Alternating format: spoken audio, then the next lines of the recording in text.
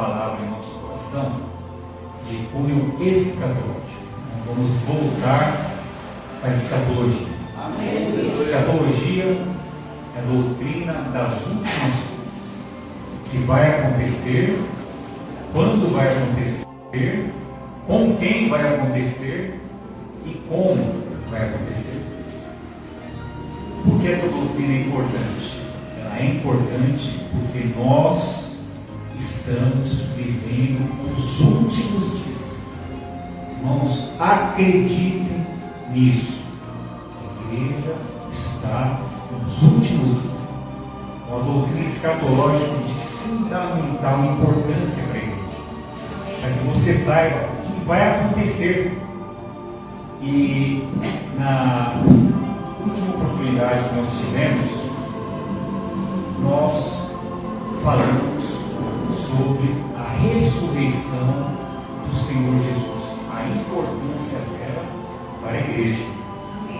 E hoje nós vamos continuar o assunto, porém com um outro enfoque. Nós vamos falar a doutrina da ressurreição. Se eu pudesse dar um título para a mensagem de hoje, o título seria esse: a doutrina da ressurreição. Aleluia. Para esta prédica, nós vamos ver João 5, 25, depois 27 e 28. João 5, 25, 27 e 28.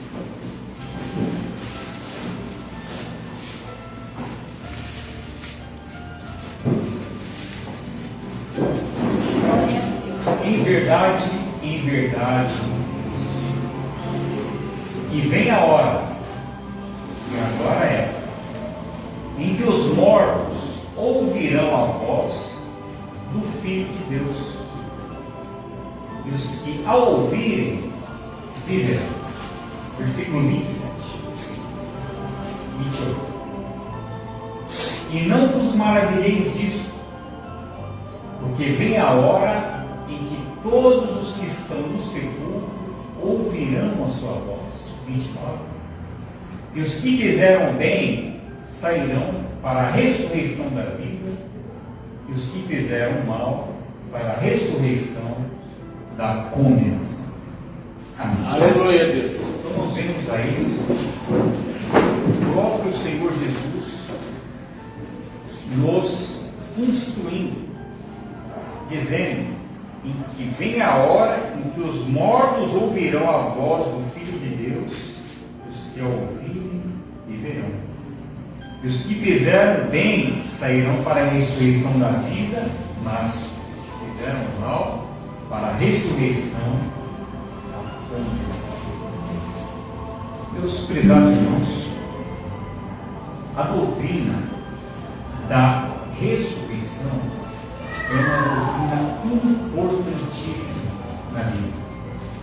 Tanto é que o apóstolo Paulo nos trouxe um capítulo inteiro para tratar sobre o assunto, em 1 Coríntios, capítulo 15.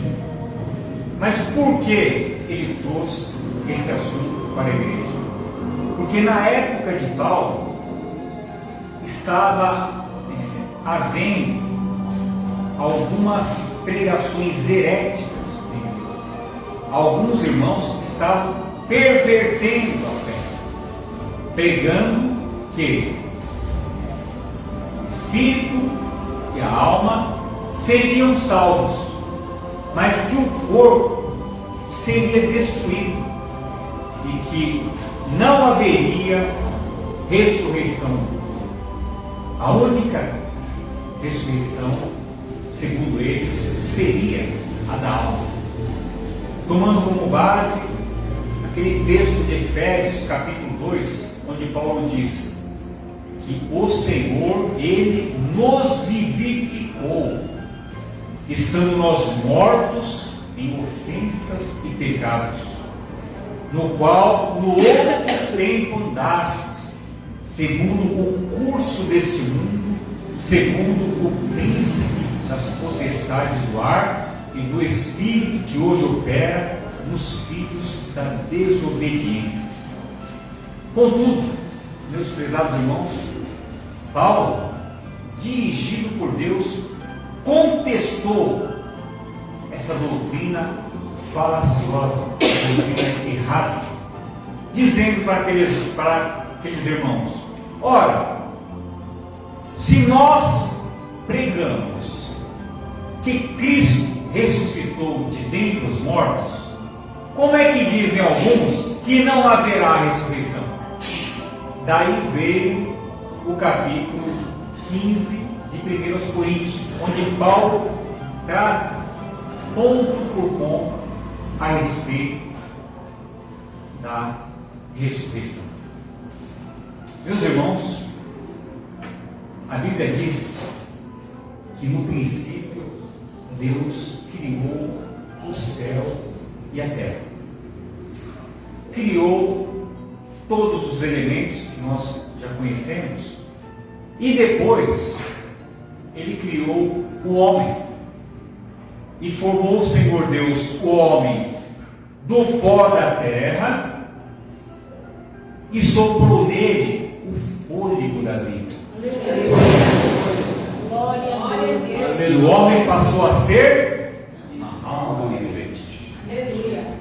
Antes do sopro divino, o homem era um boneco de barro. Não havia vida nele, mas Deus colocou um espírito dentro do homem. Então, o homem é corpo, alma e espírito. Quem sabe, numa outra oportunidade, nós possamos dar um estudo específico sobre esse assunto, para que a gente entenda melhor a nossa natureza. O homem foi criado imortal, mas mortal ao mesmo tempo. Se o homem não tivesse pecado, ele viveria por um tempo indeterminado. E é muito provável que Deus o tomaria para si, como ele fez com Enoque, como ele fez com Elias, e o transformaria. Ele daria para ele do fruto da árvore da vida, para que ele vivesse eternamente. Mas aconteceu um problema. O homem pecou. Como ele pecou? Ele comeu da árvore do conhecimento do bem e do mal, a qual Deus tinha dito: não comereis nela e nem tocareis nela, porque no dia em que dela comerdes, certamente morrerás. Mas os irmãos podem me perguntar: sendo Deus onisciente e pela presciência, sabendo que o homem poderia comer e cair, por que motivo ele colocou a árvore lá? Deus colocou a árvore porque ele queria e quer que o homem o obedeça e o ame e o adore livre e espontaneamente. Porque quando ele criou o homem, ele não criou uma máquina, ele não criou um robô. Ele colocou o homem mundo, um livre-arbítrio. Nós temos intelecto, sentimento e vontade. E Deus quer que nós o adoremos com todo o nosso coração. É justamente o primeiro mandamento. Quando aquele jovem chegou diante de Jesus e disse: Senhor, qual é o grande mandamento? Amarás o Senhor teu Deus com todo o teu coração, com toda a tua alma e com todo o teu entendimento. O segundo é semelhante a este: amarás o teu próximo como a ti mesmo.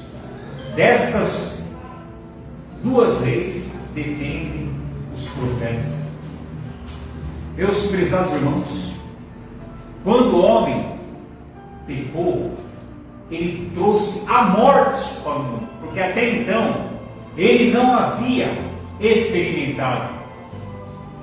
E Paulo, falando sobre o assunto lá em Romanos capítulo 5, versículo 12, ele diz: por um homem entrou o pecado no mundo, e pelo pecado a morte, e a morte passou a todos os homens, porque todos pecaram.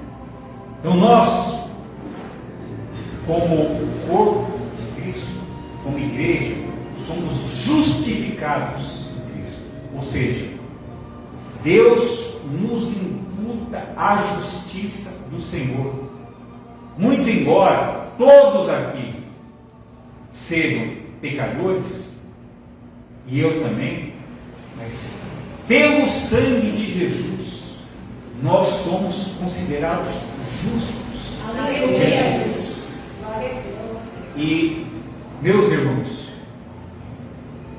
como descendentes de Adão, todos nós precisamos passar pelo processo da morte, porque esta é uma das leis que Deus criou. O autor, no livro de Hebreus, diz: mas aos homens está ordenado morrer uma só vez, vindo depois disto o juízo. Então a morte é uma herança racial de Adão. Aleluia, Jesus. Aleluia, Deus.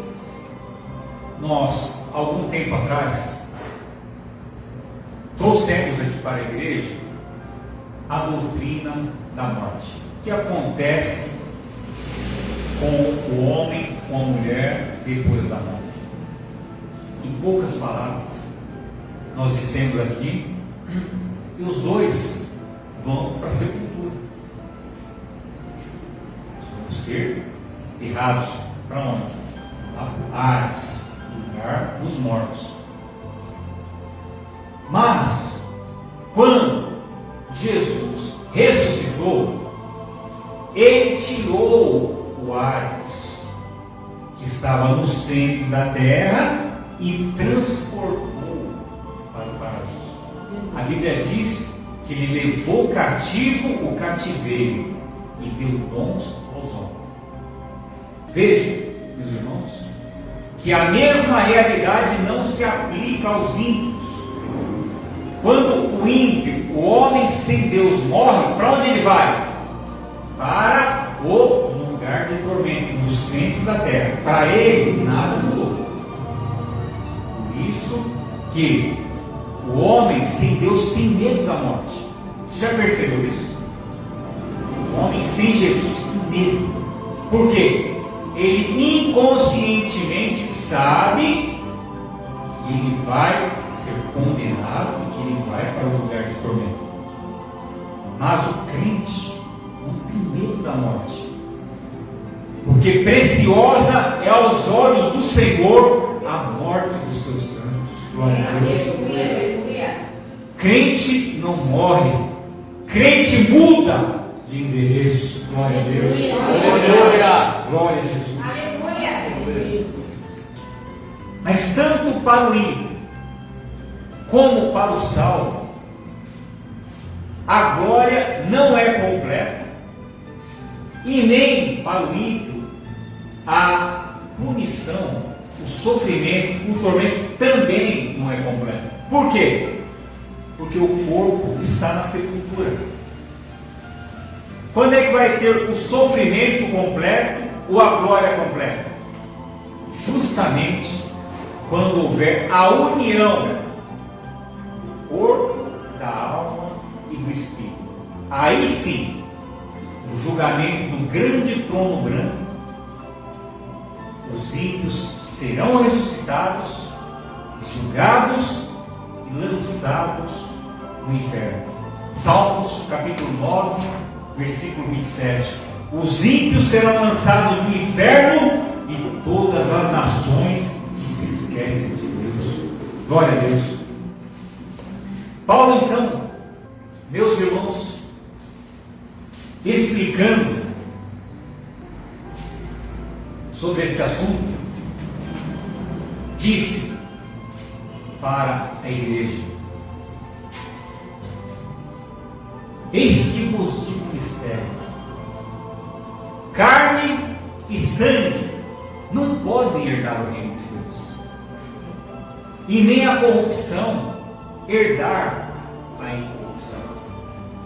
Porque eu vos digo que nem todos nós dormiremos, mas transformados seremos todos. Amém. No momento, no abrir e fechar de olhos, ante o soar da última trombeta, a trombeta soará e os mortos ressuscitarão incorruptíveis, e depois nós seremos transformados. Glória a Deus. Glória a Deus. Porque é necessário que esse corpo que é mortal se revista de imortalidade, e o que é corruptível se revista de incorruptibilidade. E quando o que é mortal se revestir de imortalidade e o incorruptível de incorruptibilidade, será confirmada a palavra: tragada foi a morte na vitória. Onde está a morte, a tua vitória? Onde está o inferno, o teu aguilhão? Glória a Deus. Então Paulo mostra, meus irmãos, que nós teremos o nosso corpo transformado. Agora,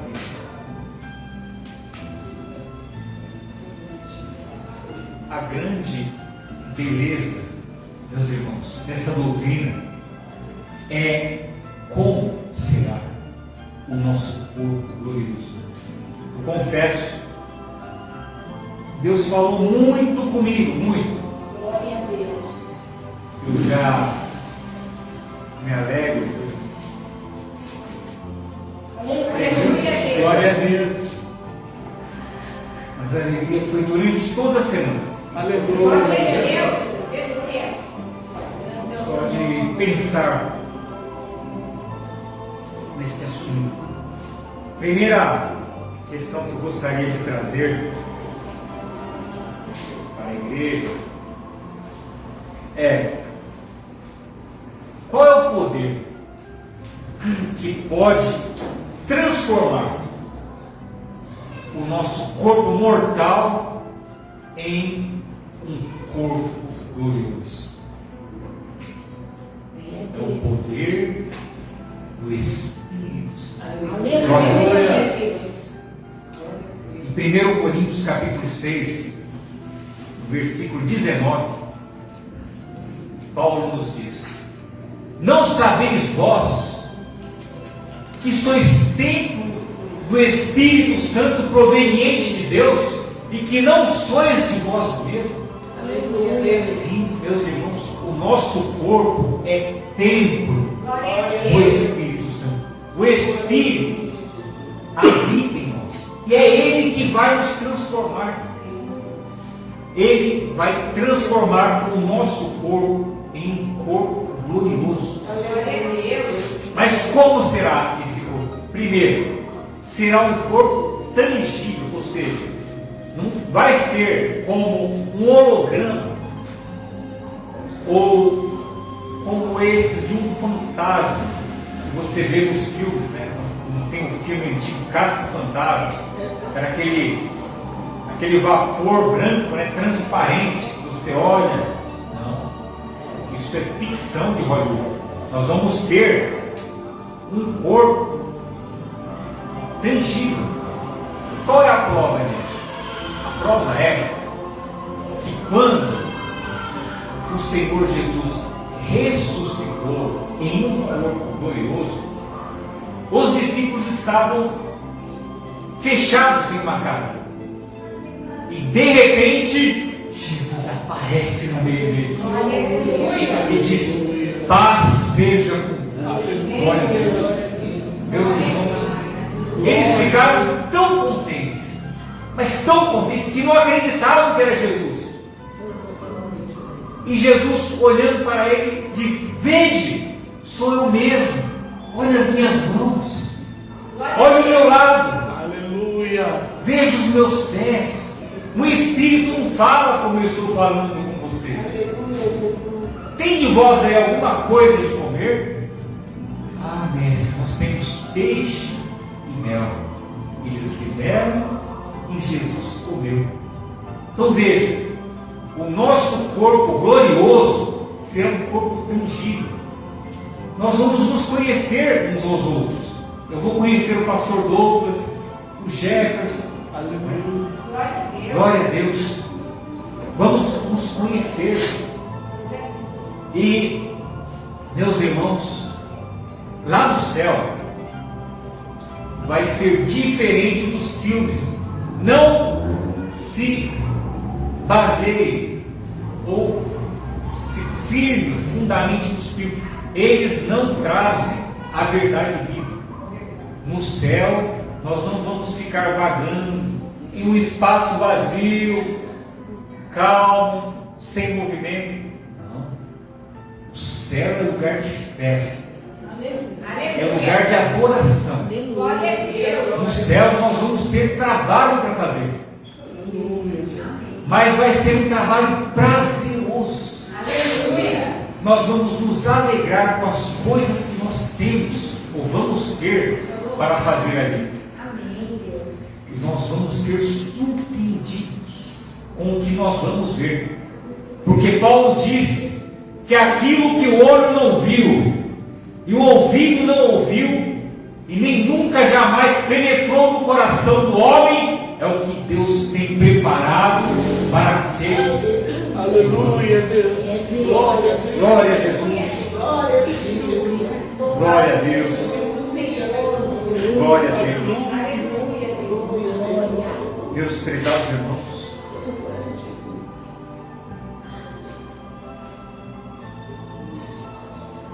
segundo ponto, o nosso corpo glorioso ressuscitado será livre da corrupção.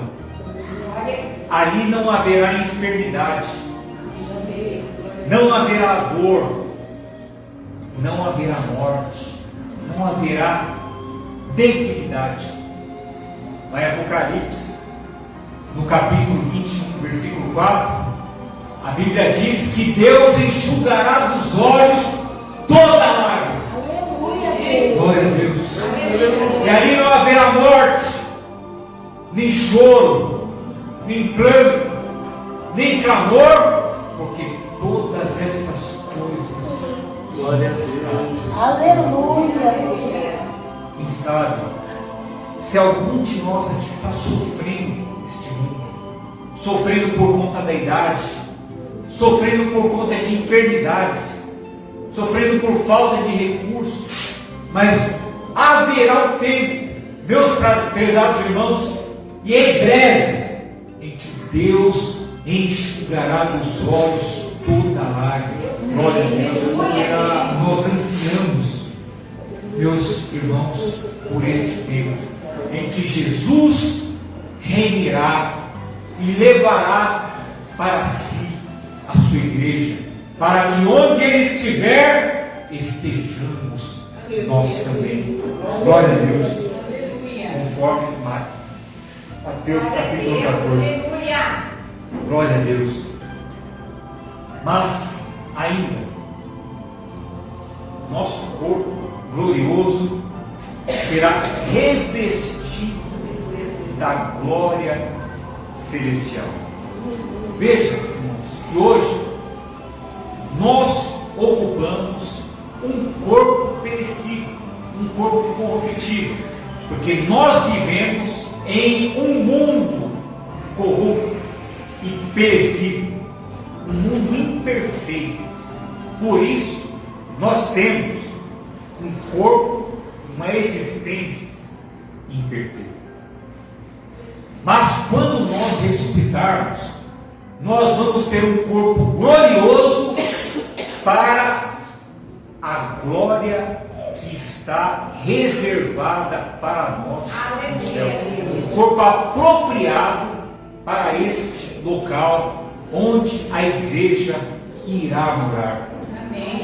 E aí, meus irmãos, nós vamos ter um privilégio, que é o privilégio de ver a Deus face a face. Glória a Deus. Será que com este corpo nós podemos ver a Deus? Não podemos. Moisés disse: Senhor, eu quero ver a tua face. E Deus disse para Moisés: nenhum homem pode ver a minha face e continuar vivo. Você vai ver a minha sombra. Eu vou passar de costas.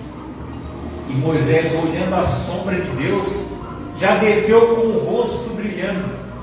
Imagine se ele olhasse para a face de Deus, ele morreria. Mas com o corpo glorioso que nós vamos receber por ocasião da ressurreição, nós vamos ver a Deus face a face. Glória a Deus. Glória a Deus. Mas ainda, meus irmãos, este corpo glorioso, ressuscitado, será dotado de uma agilidade que nós não podemos compreender. Nós vamos ter a rapidez de um relâmpago. Eu quero ir para a China. Já está lá na China. Velocidade da luz multiplicada por não sei quanto. Nós vamos ter uma energia de Deus em nosso corpo e vamos ter uma rapidez, uma agilidade que hoje nós não podemos compreender. Aleluia.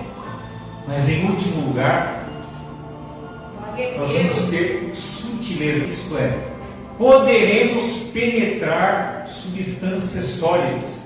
Imagine aqui que se tem um muro. Se eu estiver com o corpo glorificado, eu passo pelo muro, Aleluia. eu atravesso a montanha. Aleluia. E qual é a prova disso? Quando os discípulos estavam naquela casa, com portas e janelas fechadas, Jesus entrou. Como? Ele tinha um corpo glorificado. E assim vai ser o nosso corpo, meus irmãos. Nós vamos atravessar barreiras sólidas.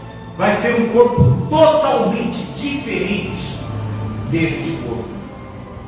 E alguém perguntou: nós vamos precisar de alimento com esse corpo glorioso? A Bíblia não dá detalhes, mas eu acredito que nós vamos ter a opção de comer, se nós quisermos comer uma coisa gostosa, ou poderemos não comer. Imagina se tiver uma pizza 4 queijos lá no céu, olha, nós poderemos provar, né? Alguma coisa que os irmãos gostam. Vamos ter esse prazer de comer o seu prato favorito. Glória a Deus. Glória a Deus. Isso, meus irmãos, para dizer um pouquinho da glória que está preparada para a igreja. Este assunto, irmãos, deveria ser pregado, mas eu nunca ouvi ninguém pregando sobre isso, porque esse assunto acende uma chama no nosso coração. Ele acende em nós o desejo de morar com o Senhor. Aleluia, O Jesus. desejo de abandonar o pecado, de fazer tudo Aleluia. Fora, Deus. para viver com o Senhor. Eu me lembro de uma das parábolas do Senhor Jesus. É a parábola do tesouro enterrado no campo. Ele diz: o reino de Deus será semelhante a um tesouro enterrado no campo. o qual um homem, achando, e pela alegria de ter achado, foi, vendeu tudo o que tinha, comprou aquilo. Aleluia. Ora, Aleluia. Glória a Deus. Aleluia. o campo é o mundo, e o tesouro é a palavra de Deus. Aleluia. Vender tudo o que tinha significa abandonar aquela velha vida, abandonar o pecado, vencer o mundo, vencer a carne, vencer o diabo e tomar aquele tesouro, tomar posse. Aí sim a gente pode dizer, tomar posse. E tendo posse dele, entrar na vida eterna para morar com o Senhor Jesus. Glória a Deus.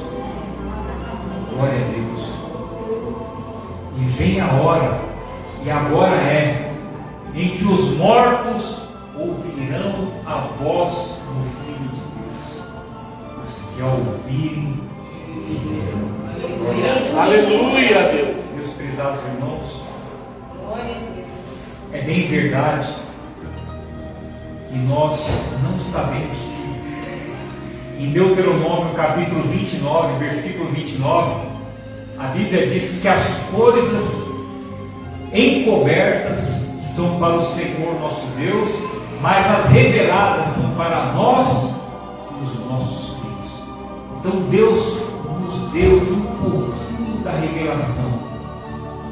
Em Coríntios capítulo 13, Paulo diz que em parte conhecemos e em parte profetizamos, mas quando vier o que é perfeito, nós conheceremos tudo. Glória a Deus. Aleluia. Então, meus irmãos, leve esta palavra, Amém. acredite nesta palavra. O Senhor Jesus vai nos ressuscitar. Glória a O Deus. Senhor Jesus vai nos transformar se nós ficarmos para o arrebatamento.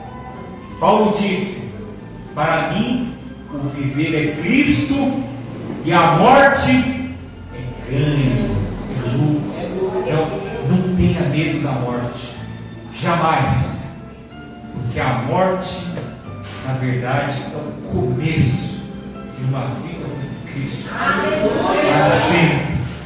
Aleluia. Glória a Deus. Aleluia. Glória a Jesus.